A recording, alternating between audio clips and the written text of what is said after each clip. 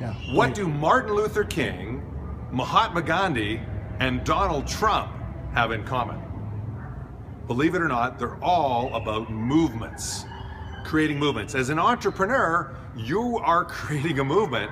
You just may not know it, and frankly, you may not be very good at it. My name is Tom Matzen, co-founder of the Midas Group of Companies, the Strategic Alliance Summit, and Get It Together Masterminds. And I want to share with you the 6 key elements to creating your own movement. All right, element number 1, you got to know who you're going to serve. For some of you, this is easy because you already know your tribe. You already know who you want to play with. For some of you, frankly, your customers are a pain in the butt and you don't want to play with them. So what you need to do is figure out who would be the greatest people possible to play with, what they call your ideal target market. So you want to identify that, first step. The next thing you want to do is figure out what is the pain that you are going to solve for them. And this has to be specific and measurable, and ideally something you can film on a camera, that you can literally zoom in on their problems so they can see the pain that you're gonna solve for them, right? So you got your target audience, you've got your pain. Now you need the enemy, you need the common dictator, you need the other people, right? Donald Trump, it's them, it's the media mainstream, it's politicians. Whether you admire or totally don't, Donald Trump, doesn't matter. He's created a movement and he's got a common enemy. You need to have the same thing, right? So recently we're at an event in Phoenix, Arizona, an amazing speaker by the name of Jane M. Powers. Her common enemy was people that sell inauthentically. She talked about it, she gave examples, she talked about this leader and this leader and this leader, didn't use their names, but told very real, very compelling stories. So the rest of us went, we don't want to be like that SOB, we want to be like you, Jane. So you have your dictator, your common enemy. That's the third step. Next up, step number 4 is what we call your inciting incident. You need to create the launch of your movement.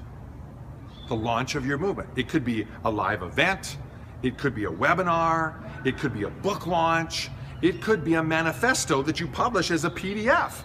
It doesn't matter so much the vehicle, but it's more a matter of you deciding you're going to create the launch of this movement around this particular inciting incident. In our case, at the Midas Group of Companies, we had taken our company public, previous company, taken it public on the Toronto Stock Exchange, and we put a new CEO in place to run it, and in 6 months, he took my stock from $21 million to $10 million in debt, as I like to say. I'm the turnaround specialist, right? So this inciting incident, what happened when the shark took over the company and ran it into the ground, embezzled a bunch of money and disappeared, was my inciting incident for the movement that we launched at the Midas Group, which is all about helping dolphins play with other dolphins, and specifically empower entrepreneurs to do good and make money at the same time. And that's actually step number 5, your rallying cry. What do you stand for? You're creating a movement. You got to stand for something. You have to say, this is what I am about, and this is why you should come and play with me. So again, our rallying cry is entrepreneurs, heart-centered entrepreneurs, what we call dolphins, who want to do good and make money at the same time. And the old model, the them, are the people that make money, and then when they have some, they let the little guys have it, whatever's left over, you know, a little bit. We'll just let those little poor people, we'll help them out. That's the old model. The new model is doing both at the same time. Number 6, bringing home your 6 steps to a movement is quite critical. You got to figure out what do you stand for, i.e. your unifying beliefs.